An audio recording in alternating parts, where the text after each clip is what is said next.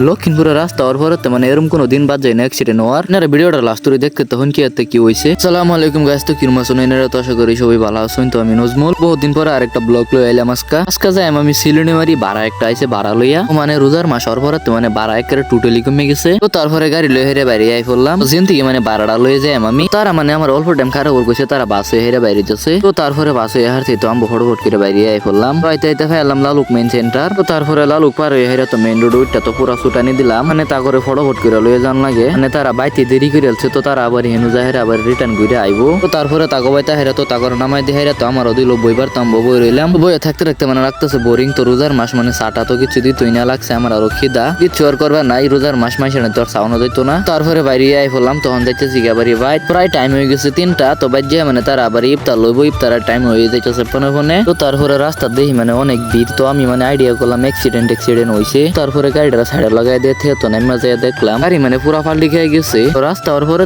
মানে লক্ষিমপুর আইলে আমি প্রায় এতে অ্যাক্সিডেন্ট দেখতেই তাহি, মানে প্রায় বেশিরভাগ ট্রাকই ফাল্টি হয়। মানে কয়েকদিন আগে রাজালি একটা অ্যাক্সিডেন্ট হয়েছে, তো এই অ্যাক্সিডেন্ট হয়েছে রাজালি রাস্তা ওর পরে মানে ভয়ঙ্কর অ্যাক্সিডেন্ট হইতেছে হোকটা। ভিডিওটা আর বেশি লম্বা করলাম না। তো যারা যারা মানে ফলো করছেন না, তো সবাই শুরু হিসেবে একটা ফলো করে যাবেন।